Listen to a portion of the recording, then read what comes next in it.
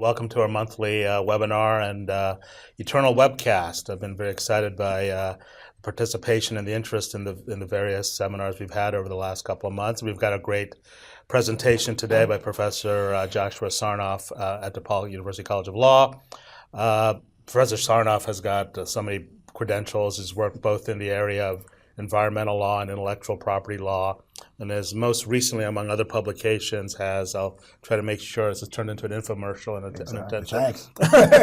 But you also see on the slide, I think, the Research Handbook on Intellectual Property and Climate Change, which I think is a really excellent edited volume for both practitioners and for academics, both practical and scholarly information. So worth every penny, but it's not cheap.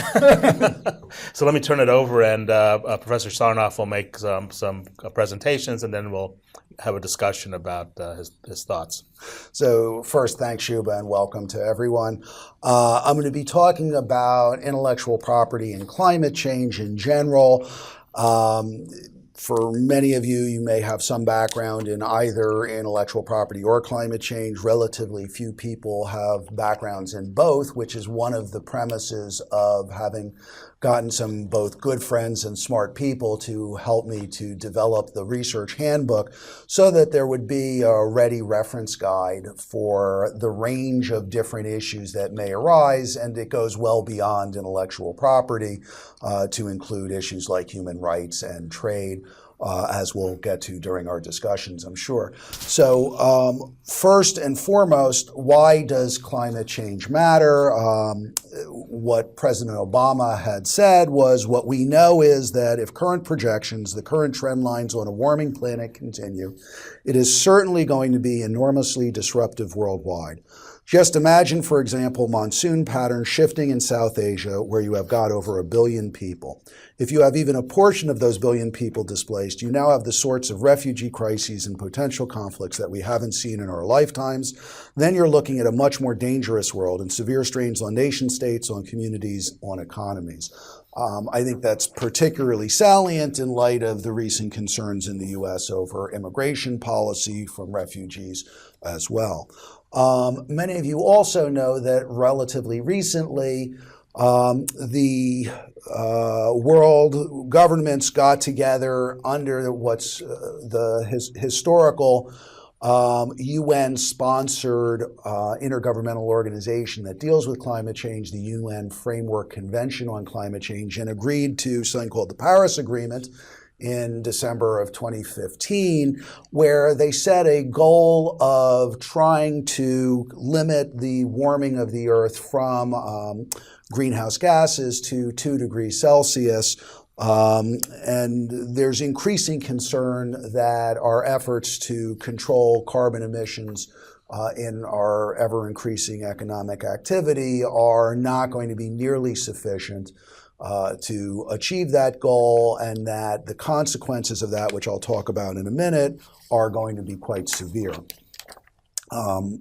Obviously, the recent change in our U.S. government raises both concerns about the willingness of the U.S. government to engage in the international climate agreement process, as well as the willingness to control carbon emissions, as well as highlighting trade concerns that are likely to arise in this space. It is important, however, to note that the science is in fact real, that global surface temperatures are rising, that this is human-induced activity, and that the climate models show a range of increasing temperatures, which will cause from bad to worse consequences. And that the problem is obviously getting worse over time, and the longer that we take to try to address these problems, the harder and more costly it will be to do so. That brings us to the real subject of what I'm going to talk about, which is why IP matters to climate change and vice versa. So just to quote from the first chapter, the introductory chapter of the book, which of course I wrote, Over the next few decades, tens of trillions of dollars will be needed for the development and dissemination of a wide range of new technologies to upgrade infrastructure and to mitigate and adapt to the effects of climate change, also called climate change technologies. As the Executive Secretary of the UNFCCC put it, human survival depends on our improvement of technology. Climate change is expected to cause dramatic changes to weather patterns, to adversely affect health, ecosystems, food production, et cetera, to displace populations and interfere with existing patterns of satisfying basic human needs. These developments and the ability of society to mitigate and adapt to climate changes will be affected in numerous ways by intellectual property rights. And the book as a whole tries to introduce people to the different ways that intellectual property rights therefore interact, as well as the international trade and human rights systems interact with these developments in climate change. Again, just to give a little bit more summary for those who aren't familiar, there are very serious consequences that are already happening and are expecting to get much worse as a result of greenhouse gas emissions and consequent global warming. Obviously, these things affect people in different ways at different magnitudes. And some countries may benefit, for example, from increased agricultural production, others won't. One example of the kinds of climate change technology needs that are going to be needed to address some of these concerns are the carbon capture, utilization, and storage. And again, the Intergovernmental Panel on Climate Change concluded that without significant investment and development of these technologies, it's unlikely that we'll be able to limit warming to a 2 degrees centigrade scenario over 40 years. But this is why it really matters, coffee production. So it's going to increase the cost and decrease the amount of coffee, and that's a real tragedy. No, I'm joking, obviously, but it is a real effect. It is a tragedy, but yeah. Right, exactly. On the order of things, it's not what we... tragedy. Exactly. So again, serious environmental damage and human suffering, obviously trade effects, including potential trade wars. There will be winners and losers from the development of new technologies. There'll be displacement of technologies and substitution effects, all sorts of adaptation strategies to the harms that will occur, and of course, opportunities for technological development, investment, and markets. So with that background, I can just give you a slight overview of the book, and then it's probably good to just start doing some question and answer. Sure. So the first few chapters give an introduction to the book, to the issues, give short summaries of each of the chapters. Then there's a chapter describing the science, a chapter on the environmental treaty context, a chapter on the intellectual property treaty context, because the environmental treaties chose not to address the intellectual property concerns directly, leaving it to the IP treaty context, discussion of IP and environmental treaty development, discussion of developing countries' particular concerns during the negotiation of these treaties, and a discussion of enforcement both at the international level and at the national level of some of the intellectual property issues in regard to climate change. That leads us to some more general concerns in chapters 8 through 10, dealing with human rights, religious concerns over climate change and involvement, and development concerns. That then transitions us to kind of more general legal issues dealing with public policy and doctrinal concerns, including the choices of government funding to develop technologies. Again, that's based on some work that I had done earlier. The role of universities in technology development, competition or antitrust policy, trade policy, and procurement policies. We then get to a range of chapters on the specific IP doctrinal concerns. And finally, the book concludes with 4 chapters identifying some issues and examples of how these different intellectual property concerns play out in the 4 most important sectors where control over emissions or effects on these areas are going to be most noticed, which are energy, transport, agriculture, and natural resources. So with that, let me turn it over to you, Shubha, and we can talk about whatever you would like to. Sure, there's a whole range of things to talk about. So let's start maybe with the global and work our way down, fairly quickly way down. Sure. So let's move forward to... Sure. Right. Yeah, okay, some of the global things. Yeah. So let's talk about sovereignty when you're talking about the global notion. So we think about intellectual property regimes as sovereign. How does that fit into the climate change regime in terms of, so does to what extent does intellectual property regime, right, facilitate it? To what extent does it hinder the creation of sort of cross-border solutions or responses? So there are at least two generalized responses to the question. The first is that both the carbon emissions and consequent heating effects of greenhouse gases know no borders. So from the international environmental treaty regime, sovereignty matters, but sovereignty matters only to the point that you can get solutions or create tensions among countries when the solutions don't exist because of effects from one country to another. Again, I've put this up precisely for that reason, which is that in terms of per capita emissions, some countries are emitting at very high levels and others aren't, and that creates obvious concerns for both sovereign solutions to international problems. Similarly, as you know, the intellectual property rights tend to be territorially based. Right. So to the extent that technologies can be deployed anywhere in the world, some technologies may have local effects, other technologies may have international effects. It raises very complex questions of who gets to own the technologies, how the technologies get diffused and deployed, and particularly for the private markets, how ownership of rights is exerted across a whole range of jurisdictions, and that is a very complicated question. Right. And so one response, I'm just putting the argument out there. I'm not taking a side on it. And that is the international IP regime, certainly with the TRIPS regime, is about creating uniformity. And the idea is to create uniformity so that companies can have some degree of predictability as they invest in new technologies. And so if we take that as given, and that might be an assumption we'd want to question as to how successful it is or if that really is the goal, isn't there a good argument to say that the international intellectual property regime, to the extent it follows this goal of uniformity, would allow developers of technology to think about that globally, and so they're looking for global solutions rather than piecemeal solutions? Certainly, many developers of technology would like global solutions, just like many regulated industries in the U.S. in regard to pollution control actually argued for federal preemption of state regulatory requirements because it's simpler to deal in a single jurisdiction with a single set of standards than in multiple jurisdictions with conflicting standards, particularly if they would require incompatible technologies.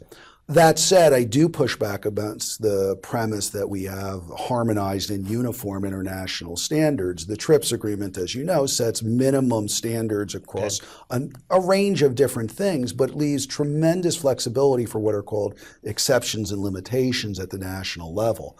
And those issues, when pushed, have created significant tensions. The most obvious one is relatively recently in the news because when countries realize that under the international standard for compulsory licenses in the TRIPS agreement, an importing country that didn't have production capacity could issue the compulsory license, but the country that had the production capacity couldn't compulsory license for export to that country.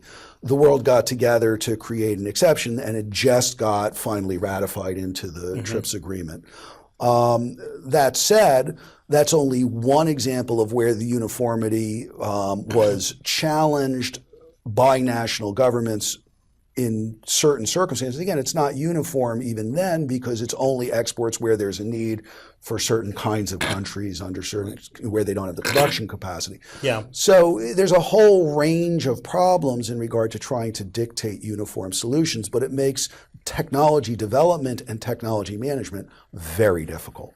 Yeah, so if I could summarize that argument a little bit, that uniformity, it seems on the surface, might lead to some stability, but in practice, the technological solutions are actually so complicated that you want some flexibility. Is that accurate? I would just put it differently. Okay. Uniformity doesn't exist. Okay. No, fair enough. Right. Now, uniformity is desirable. For certainly for Well, so this goes back to a much more difficult question, actually, which is the need for differentiation according to local conditions. Right. That's a normative values choice. Right. The world has so far recognized that countries are free to and should remain free to, in their sovereign capacities, adopt solutions that are best suited to their own situations. Whether that's a good thing or not is a much more complicated question. I tend toward greater uniformity myself, but I would just tend to greater uniformity at lower levels of protection. Well, let me draw an analogy and then take that apart a little bit, what you just said, which I think is a really useful way to think about the tech commercialization issues here. How does the issue in global climate change and the technology to mitigate it compare with, for example, the access to pharmaceuticals debate, where again there is obviously great differences, of opinion. Some places right, sure. some places you just don't even have patent some rights, regions, right? And some regions have different disease. I mean, you're still trying to battle malaria. Sure. In some countries, and in other, you're dealing with, more lifestyle type pharmaceuticals. So are there lessons from that as well? I think there are many lessons from it. Let me just state the one lesson, then come back to the premise of the question. The one most important lesson is that even in a relatively narrow context where we know that we're trying to develop single entity chemicals to try to treat particular diseases, the patent system doesn't work very well for diseases in markets where there is not a large enough pool of people with sufficient capital to spend on the drugs, that you have to find other funding solutions than the patent system to try to drive the innovations, and it hasn't done a very good job of it. Yeah. So that's the first lesson, is that the patent system doesn't always work very well for technology development, except when there's large markets with lots of money and there's enough incentive, therefore, for companies to develop the technologies and get it there. Right. When we're dealing with climate change, we have to recognize the incredible variety of technologies. And again, in drugs, you're usually talking about single entities, chemicals, new or just modified in some way, and a single patent that covers the effective dose of the chemical or just the chemical itself, although many chemicals are not new in themselves, right? Right. That's a relatively simple licensing regime. It's a relatively simple technology development regime, although obviously the science behind it and the medical clinical trial costs and managing that is very complicated and quite expensive. Mm-hmm. One of the reasons why you need to generate so much money. In contrast, for climate change, you have any number of technologies. So just one example is if you wanted to get rid of stoves that people use to combust dung and other forms of firewood. Right. There might be multiple technologies that could address it. They may have all sorts of new or even non-patented substitutes that exist. So there are all sorts of challenges about the complexity of the technology, the multiple inputs to the technology that you don't see in the medicines context. Okay, right. That makes for a much more complex space in terms of in-licensing of technology. What do you need to be able to assure that you'll be able to get to market? In terms of acquiring rights to develop. And particularly to the extent that you're in a jurisdiction that prohibits experimentation like the US, if there are patented technologies you need to experiment with, you may need to license the technology just to do the experiments to try to figure out how to even avoid the patents, much less develop the technology further. So it's just a much more complicated space given both the wide variety of targets that you're trying to address, which could range again from controlling emissions, from airplanes, from cars, from electric-fired, chemical plants, or from fossil fuel burning utility plants, to technologies for managing traffic, which would then reduce the amount of time people spend and the amount of carbon they burn. So there's such a wide range of technologies, which the good news is there's so much opportunity that if you could deploy much more innovation to get at these, it would hopefully reduce the costs of transitioning to them much more quickly. And I guess another difference is that, with the pharmaceutical market, I mean, for example, you develop a vaccine, there is sort of a recurring need for that, but it also is more pinpointed and targeted demand, while for environmental, it really is getting at kind of foundational, what the economy is going to be based upon, what's the consumption pattern is going to be based upon. So Sure. the technological sweep is a bit different. I think that's right. Yeah. And I think that at least in some areas, some of those opportunities will be predictable and recurrent. In other areas, it won't. So again, creative solutions to identify new ways of, again, just as one example, new ways of directing traffic. Right. Yeah. Or ways to change work schedules so that people commute less and therefore impose less transport-related emissions. Those are just two examples of thousands of opportunities that are out there that people could develop. The question is going to be, what do they see as the market returns? How much investment? How difficult it is? How do they control it? Those are all much more common, and that's where the intellectual property comes in. We haven't talked very much about control over the technology, but to the extent that people can't acquire patents on these things, may drive them, particularly in regard to useful methods, to trade secrecy. It's, again, another area that the book talks about. Right. What are the concerns with trade secrecy in terms of both public access, public cost, further innovation when you don't have access to that kind of information? But clearly there's a tight relationship between choices to patent and choices to keep things as secret. Yeah, and so this kind of leads us, I think, good to have a discussion, especially when you think about the tech commercialization and the policy aspects. I think that the discussion forks and will go off both paths, but the first path is about when you come to a fork, do you choose it? Yeah, I chose both. I leave no fork unturned. But anyway, so the first one is about type of technologies, which we want to talk a little bit more about, and then once we kind of explored that, then talk about ways of whatever the type is, how to disseminate and distribute it. So let's talk about type. I mean, so sorry, go ahead. No. You probably have a slide that answers all this. Well, no, but I thought it would be useful to actually talk about the different kinds of technologies in energy. And I think the way I'd like to think about it, and obviously break the way I frame it, is, I mean, one way to deal with climate change and environmental issues is to just limit consumption, right? You can think about that as the Gandhian solution or something, right? Make your own climate, just sort of do-it-yourself type thing. And of course, policy things at a more sophisticated level would be like a carbon tax. Sure. It seems like the way in which intellectual property operates, it may be partly that to reduce consumption, but really it's better to think about it as changing the way in which we consume, right? So we consume things more effectively. We consume different things, and so I wonder, and maybe this slide gets to that, as to talk a little bit about how, which of these I guess we don't really know the answer, which way of lifestyle or way of consuming is the best.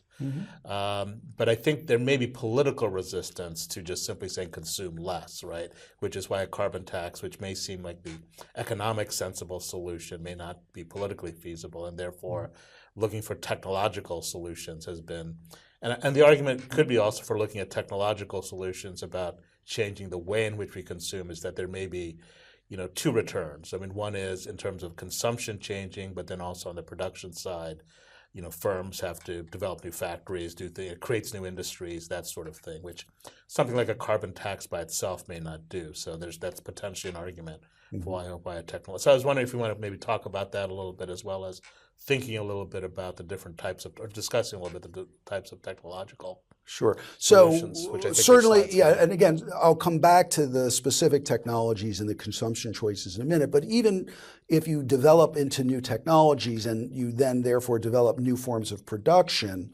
you're still talking about substitution effects. So you're going to gain new forms of production, but you're going to lose old forms, which may lose jobs, lose factories, and that's a continuing concern about.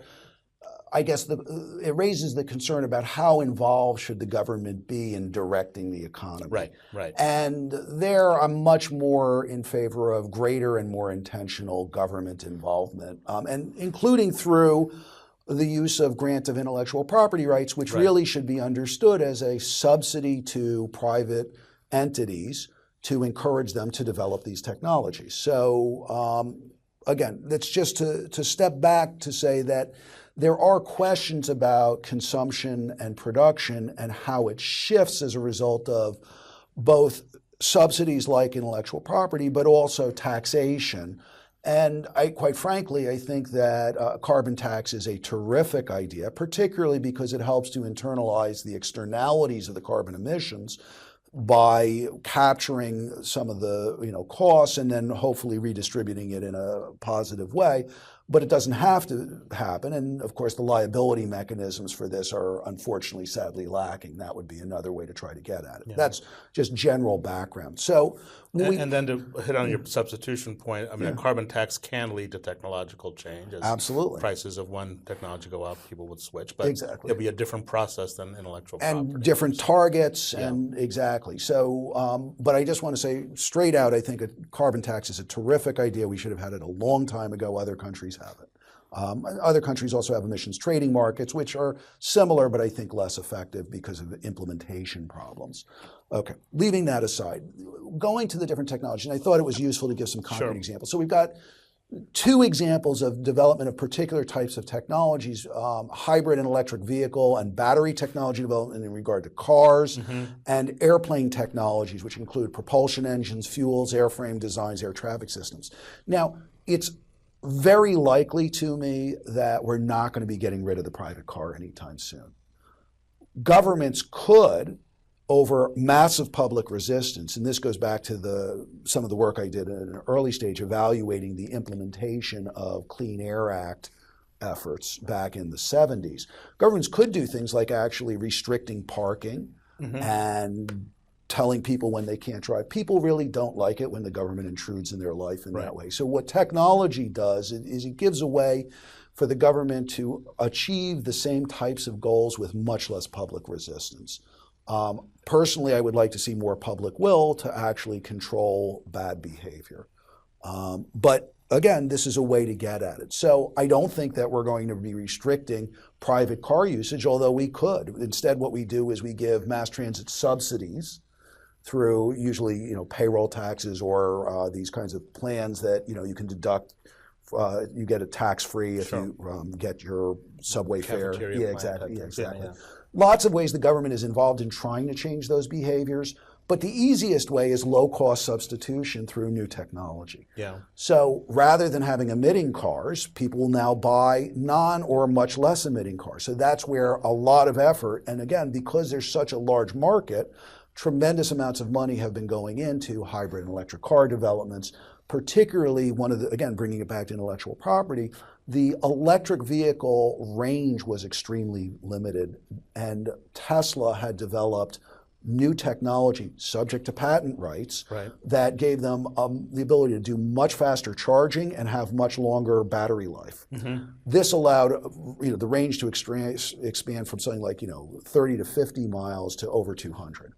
And it was only when Tesla agreed to license its technology widely to other companies that the prospect of meaningful electric vehicle production where people might really think about substituting became possible, because people aren't going to buy a new house that's closer rather than shift from their gas car to an electric car. But if there's also problems again about infrastructure in terms of charging stations and other things, and those are again very complex problems that require multiple levels of government funding, some potential subsidies, private investment that all go into just trying to get that kind of switching behavior. Yeah. Okay. Similarly, in airplane technologies, we have a much narrower set of users. Most people don't fly their own airplanes and don't own their own airplanes. We have large airline companies, increasingly consolidated industry around larger companies.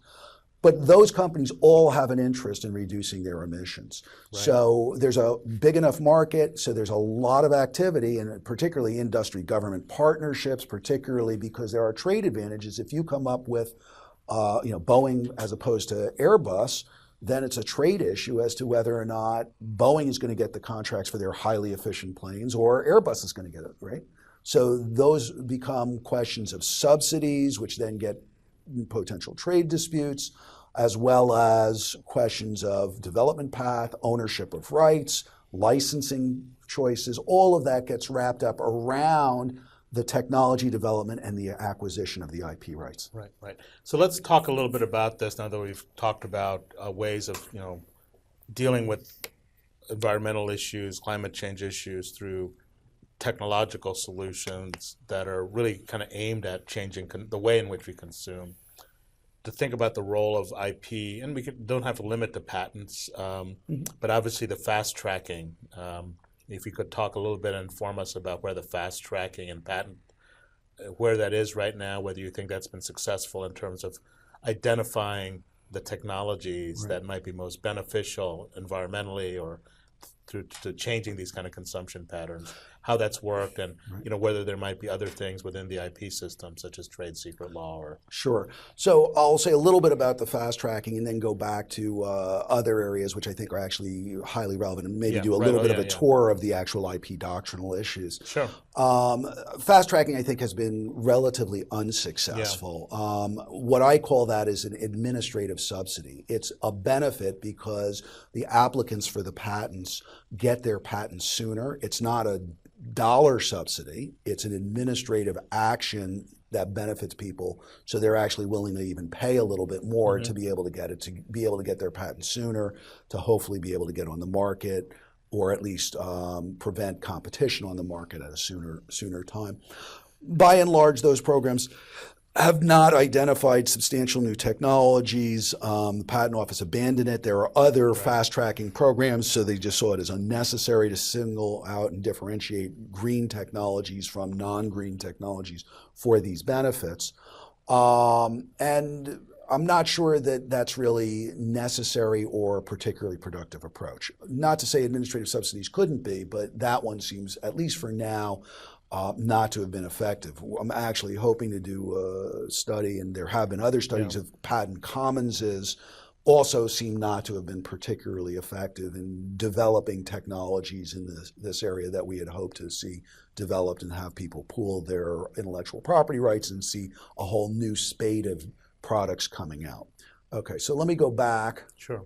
Whoops. As you emphasizing while you're looking for the slide about sort of an impetus within the current patent administration to focus more on patent quality. So, I mean, there is an argument that, and it may not be that strong, but it's not completely frivolous, that just raising the bar for quality at the patent office, making those types of administrative improvements in the margin might have some benefits, obviously for technology as a whole, but also in this space, right? So I generally am highly in favor of increased patent quality. The question is whether or not the potential additional revenues that are to be gained from having patents of low quality and the tax that imposes on subsequent development and people in the marketplace are providing enough incentive up front for people to develop those patents and the technologies. Yeah, okay. I don't think so, but again, I don't think there's been very good empirical analysis of those questions. Yeah. So going back to, again, patents, one of the important things, and this is the trade concern that I had mentioned, is that there are very skewed patterns of technology development, ownership, and licensing, because most of the important wind, solar, and many other technologies are being developed in a narrow range of countries, principally in the first tier, Japan, Germany, and the US, far and away the most active in developing these technologies, but also some emerging economies, including China, South Korea, Russia, and for particular sectors. And then there's everybody else who needs technology and financing, but they're really not engaged in the space. And this goes in exactly the opposite direction from what I was showing you, the UN Framework Convention's obligation for common and differentiated responsibilities, that the developed countries which have these technologies which are already far advanced are supposed to be funding the technology development and financing for other countries to address their climate change needs. So if these are the countries that also own the patent rights, presumably they're actually extorting or expropriating rents from the countries that they're supposed to be sending the money to. So there's a big tension at the heart of the international patent system in regard to this. I won't go into it, but there are a number of different alternatives that I've identified to the extent that really important new technologies get developed. such as, say, for example, really efficient carbon capture for coal, many countries are going to want to use that technology, and if it's not licensed widely and at low cost, there's going to be all sorts of pressures from governments to compulsory license or to break the patents or whatever, and I had identified in some of the work as well as a chapter. I want to ask you about that in more detail in a few minutes. Right. So, yeah. Some various actions that could be taken that would be both legally permissible and more likely to be adopted. As we had mentioned, trade secrecy is really even more of a concern, particularly to the extent that there are methods of efficiently, for example, spooling energy through grids that reduce the transmission losses and therefore reduce the need to generate power in the first instance. These are going to be incredibly valuable things, and again, because it's hard to keep knowledge to yourself, they may end up being controlled not through patents but through trade secrets. Right. And then if they're not willing to be licensed at low cost because they don't trust that they can keep the information secret or what have you, it's not clear how governments would compel the sharing of that kind of technology so other countries could benefit at lower cost. The one that I really wanted to get to, though, is copyright, and then in a minute, trademark and certification marks.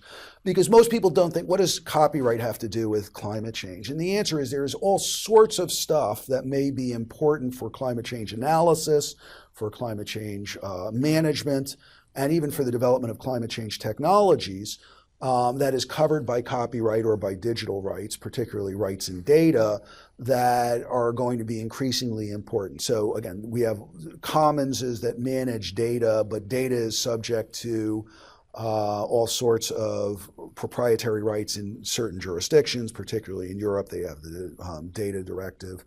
But also, so much of the information is generated by government, and the question is, can the government own it? Can the government charge for it? Can the government license it widely? So copyright is going to be a very important issue. In addition, the ability to interoperate, so software, which is covered by copyright, as you know, in managing, again, say electric grid spooling, right? Not only are you going to, want to know about who owns the rights to that software, but you're also going to want to be sure that when you are connecting to other parts of the grid, that you can interoperate. And the question is, how do we allow for competitive development of technologies that would then interoperate in the grid when some of it is covered by software, if you can't decompile, can't reproduce, et cetera. So 2 points about that are interesting. Obviously, the Volkswagen dispute regarding environmental sort of implementation and regulation and how software can be used in a negative way, right? Yeah, sure. just the technology being used in that way. So that's kind of an example. And obviously, with the development of electric cars and these types of robotic technologies, those issues will probably just replicate themselves in some way. I guess another issue that I guess is very pressing to talk about now is and I wanted to talk about this in the context of our discussion, so it's good that this came up, is government data. Which, the copyright status of that, can be relevant, especially as, we know what's happening now in terms of access to a lot of the government databases. And there was a movement, and maybe you can talk about this a bit more knowledgeably, to sort of download data, store data, find harbors for data, so that we have access to the information. But government data is not copyright protected, right? But it is protected by government power, essentially. Right. So again, the government generates all sorts of important data. So the geoinformation systems, positional data itself was government developed, a conscious decision by the government to make it freely accessible, on which all sorts of useful technologies have been based, including Google Maps and other things which access to this geopositional data structures. Similarly, there's all sorts of data that's been developed around climate change emissions that's been located within the Environmental Protection Agency. And there was a real concern with the change of administration that this data would no longer be available to scientists and researchers. So there was an effort, particularly by some institutions in Canada, to get copies of this data and preserve it and make sure that it would be accessible after the change in administration. Again, there are two aspects of that I want to emphasize, and you've already hit on one. One is that this is data that's actually owned and managed by the government, without really regard to intellectual property rights. I mean, there's right. contractual access, Right. which effectively is feel free to use it till now, and we'll see what happens. And I should, I mean, just to clarify something, because we need to distinguish between data and databases, because data, I mean, there's a trade secrecy aspect to data, but it's not protected by Right, but the copyright, trade secret data is not stuff you're making readily accessible to the public. Right, on the that's a web, separate right? issue. That raises separate issues. Right. Exactly. Right, exactly. Yeah, yeah. So, and again, so one concern is that, again, the government may not be developing the data and intending to keep it proprietary, but may not make it accessible. There's a big cost to maintaining the infrastructure, keeping it updated. If the government loses interest in it, then that data is no longer available for further development and research, further technology development.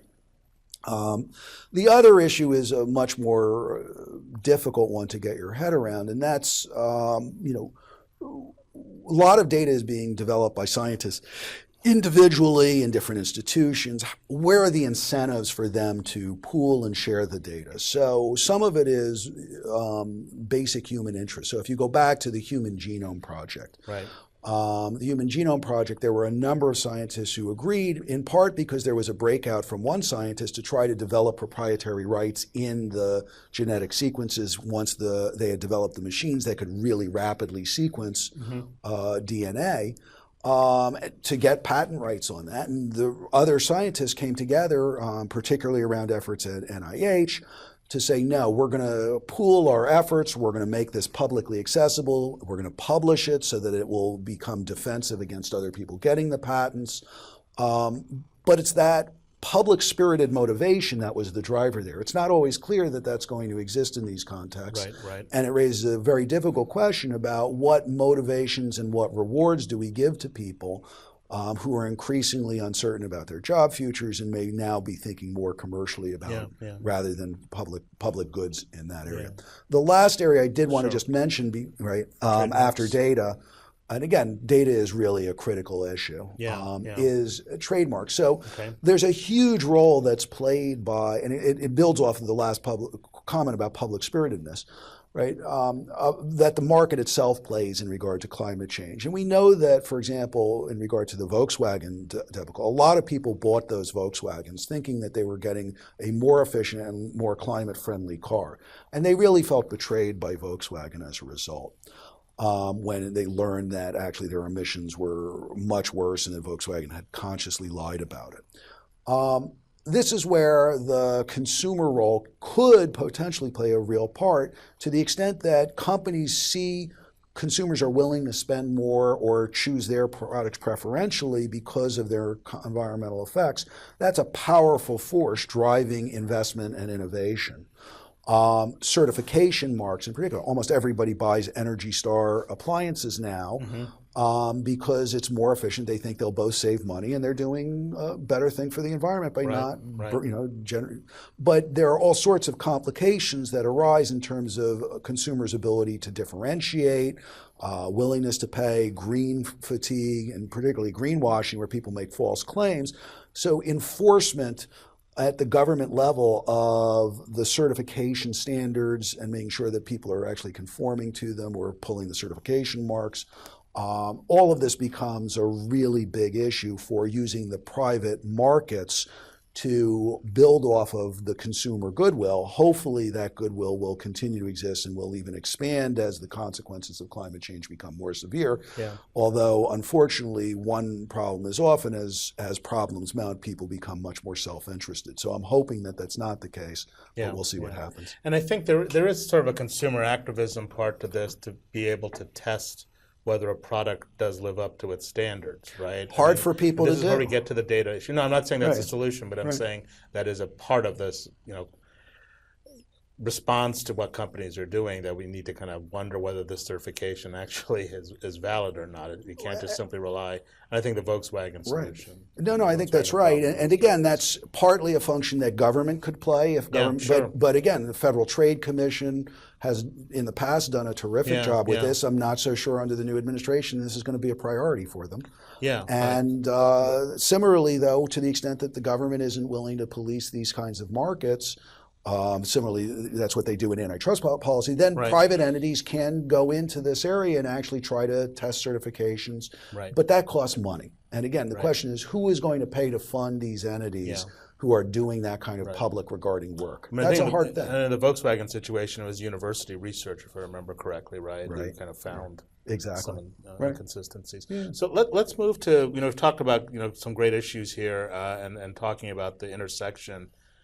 Let's kind of go down now to the next level to the ground in terms of practice. So, what role do you see, university tech commercialization playing? Are there funding opportunities? Is there a problem now with what the government is willing to fund in terms of the science? Because that's the kind of environment we live in at the university, right? Or most universities is the government funds certain types of research that develops technologies, and then you either give it away.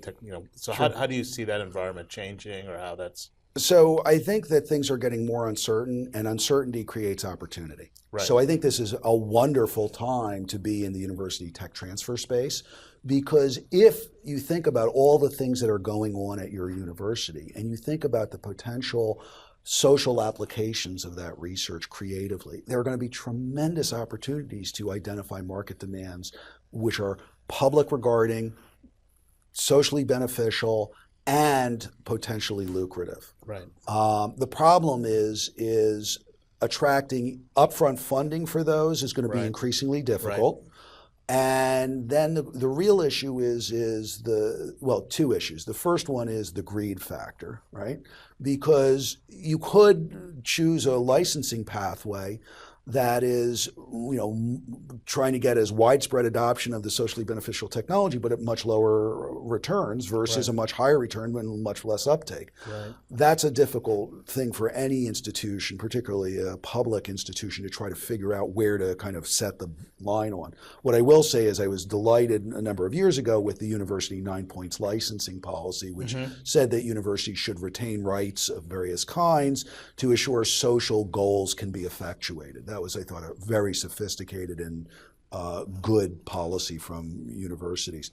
The second problem is not just attracting the funding, but I mean, it's been the case historically that most university tech transfer offices lose money. There are a few make pile, but most lose money. So it's kind of like playing the lottery. And you don't want it to be a regressive activity, but at the same time, you really need to hire really good people who aren't being paid enough in these jobs to actually identify these market potentials and to understand enough about what's going on in the university research to be able to then make the costs of those offices pay for themselves. Right. That's hard to do in a university environment that is already under stress for all sorts of reasons for funding. So I guess my suggestion is so many social opportunities. I just hope that sophisticated university upper level management says it's worth investing really highly, even if it's a regressive thing, not because of the returns to the university, but because of the social value that can come from the research. Well, I guess one of the interesting questions here, this goes back to what we were talking about earlier, and also to your work on the Science Commons, which you've written about. It's just the basic understanding in this area. I mean, do you think the science, the underlying engineering is there, or is there some sort of a paradigm shift that's happening? Because there's so many moving pieces here. Sure. I mean, so you see a lot of universities, focusing on biotech and that space, partly because the science has developed to a point. Are we there yet with climate science, or? I don't think we're anywhere close with climate science, and so how does and that- partly because there's so many different areas that are relevant. Again, just to give you the examples which I wanted to go to. So food, agriculture. Here bioscience is highly relevant. Thinking about lower energy input crop development, for example, lower fertilizer, which then means lower chemical inputs and lower energy to make the fertilizers. All of these are areas that are potentially lucrative, potentially socially beneficial, but I think are underfunded in various ways, even though there's a recognized opportunity. And partly, again, that may be a function of the consolidation of industry and the relationship, therefore, between the university scientists and the industry that largely funds it. Conversely, Forestry management, right? Right. Very underfunded area, I think. All sorts of things in terms of data analysis, ecological sciences that would be incredibly valuable, not being developed enough. But it's going to develop over time. And as it develops, the key question, again, is going to be how does the university recognize the opportunities for technology development and social uses so that it can go from the university level research to the manufacturing and distribution markets. Just for the last one, again, going back to the energy, right?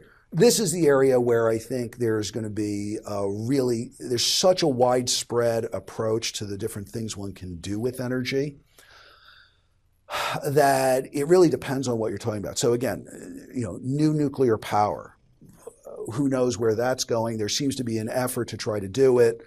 Lots of regulatory constraints, particularly after Fukushima. Yeah, right.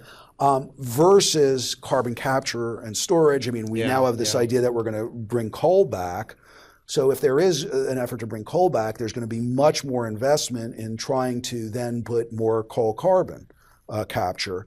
So again, it's going to be a much more heterogeneous set of issues, much more heterogeneous funding, much more complex market structures, I think, in energy developments across a wide range of technologies that just make it really complicated, which goes back again to hiring good people in these university tech transfer positions who can really understand both the university science and the market structures. And also university research that focuses. I mean, it's interesting to compare these different areas. Like you think about the chemical field, there's a lot of interesting research in how the development of the periodic table, formalized that science that then allowed for developments in chemistry and then allowed for the patenting. Right. One of the criticisms of software and analyses of software patenting has computer science developed? And certainly it has developed. I'm not trying to say anything negative about computer science, but if you look at some of the debates in the 60s and 70s over software patenting, there was this, I think, underlying it just sort of a miscomprehension, not just simply among judges, but just in the field, what exactly is this thing called computer science? Right. And I guess what I'm understanding from you is, as I see it, some of those issues do come up again in the environmental science area, but there are some places where we've got a consistent methodology for discovering things, and then we can feed into that for patenting. Yeah, so I'll say two things about that. The first one is that one of the biggest differences is precisely because of the periodic table and chemical nomenclature. Right. We know what it means when you have developed a new chemical. We may have a little bit of difficulty figuring out what that chemical structure is, and particularly when you're dealing with 3D structures and torsion twisting of proteins, things like that. Right. But we have a chemical terminology. That's what makes those patents much more understandable, and it avoids some of the problems of patent trolling. It's why, again, one chemical, clearly defined, we know what it is, et cetera. Right. So there are reasons why other areas like software are much more problematic in terms of just the basic patent law doctrines because of the lack of terminology. Yeah, right. The second thing that I wanted to say, and this goes back to some work that's not in the book, but my kind of other work on what can and should and what also cannot and shouldn't be patented, is that people have forgotten the basic idea that basic research, fundamental ideas, should not be patent eligible. Yeah.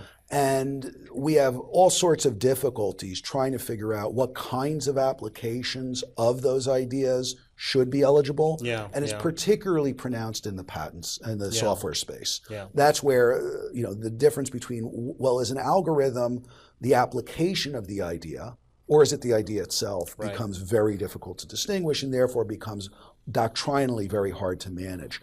I think those issues really are in need of a much better collaboration between computer scientists and patent lawyers to try to figure out ways to explain better what an algorithm is and what kinds of ideas shouldn't be capable of being patented because we want people to be able to use them freely to Right. do other stuff in computer science. And that's relevant. I mean, we may have wandered off here, it sounds Right. like, but I don't think we have, because, I mean, a lot of these environmental technologies, and I want to get back to the electric car as the way to end our discussion or wrap up our discussion, are going to be software-based. I mean, there's going to be a very important component that is you need to have Again, some just developments in the managing software, hardware, electric yeah. distribution across a Yeah, grid yeah. is going to be software based, Right. Exactly. And we can discuss. I want to wrap on other things, but I don't think Alice would be a prohibition there. I mean, I don't think some of these cases. My instinct there's is a hardware application there that. I agree. My instinct is that most of the kinds of technology-based applications, other than things in agriculture,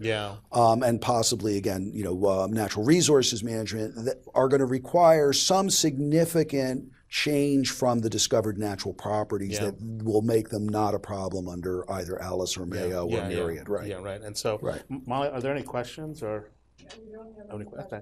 Yeah, I think we have about 5 more minutes, and we've talked about so many different things, but I think there's a good way to wrap up with, especially looking at how.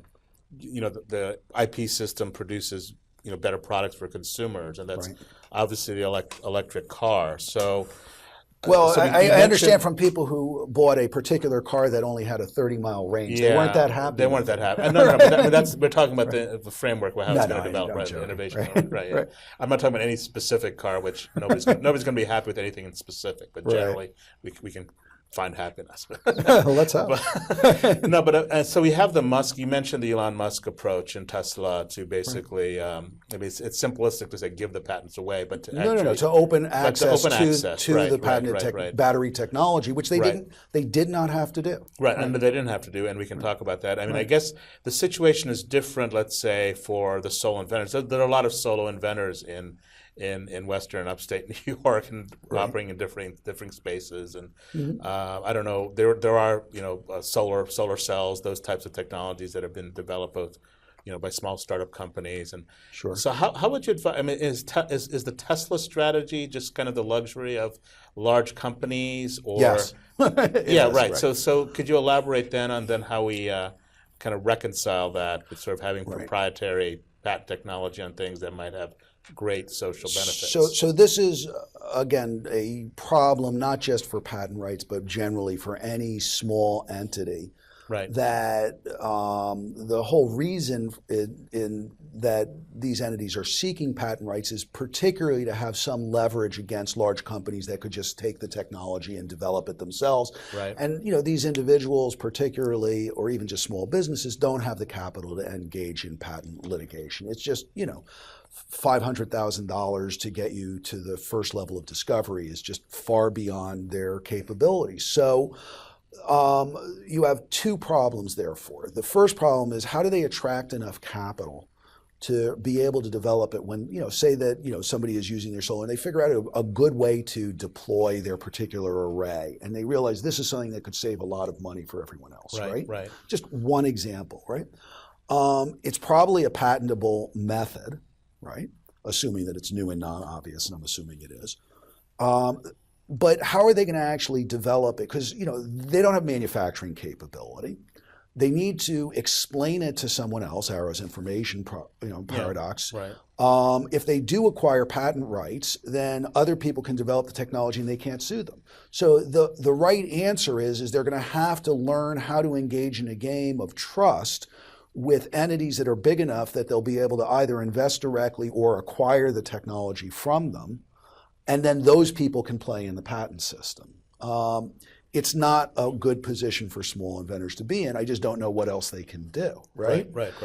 So the first thing is to find trusted larger players who you can actually hopefully be treated fairly by, who are willing to either, as I say, invest in you and then be able to take on those risks. What is nice is that there's a developing market in insurance for and against patent litigation, which may actually help here to some extent. The second thing I would say is that often, and this is the really important thing, inventors are not good business people, and they just need to acknowledge that and say, I need help. So the person who figured out the way to deploy the solar array, they're great at figuring that out. They are not good. Okay, so first, do I need to incorporate? Right? Yes, right. What kind of lawyers do I need? Right. First, let me tell all my friends about this great new technology and lose my worldwide patent rights before Yeah, I talk right, to right. them. They just need help. So the other thing that can be done is, particularly through inventors groups and through university clinics and other things, to just get basic information about that early stage startup space would be incredibly helpful, I think. Okay, that's great. I think we're reaching the end. Do you have any final I guess thoughts well, first, buy the book, right? Can't resist. You know, these are issues that are not going to go away. The concern about climate change is likely to exacerbate before the world is engaged in serious technology development or regulatory control measures. The Paris Agreement was a terrific first step. It looks like the U.S. is backing away from its commitments under it. That's going to exacerbate all sorts of worldwide tensions. So the one thing that I can say is that those issues and how they develop and how we end up in a new technology space in the future is going to be highly dominated by intellectual property policies. But the intellectual property policies aren't fixed. That's Right. the important thing. I mean, we do have an existing international treaty structure, but as just the example of the Doha Amendment on the compulsory licensing for export of pharmaceuticals show, when problems develop, the law and even the international law can be changed to address real problems. So at that level, I'm optimistic. I just think we're going to suffer a lot of pain before we can get to the solutions. Well, thank you for joining us. It was a great discussion. I hope you enjoyed it. My pleasure, Shuba. And Great to be here. I want to thank the audience for attending, and I know we get a lot of audience through Webcast as well. So thank those who are not here now, but will be in the future for tuning in. And I think our next webinar is scheduled for March 28th, I believe, with Professor Brian Crum from the University of Tennessee Law School, and he'll talk about some of the work there in university technology development and transactional teaching as well. So I hope people will tune in for that, and we'll provide further information to participants. So thank you again. Take care.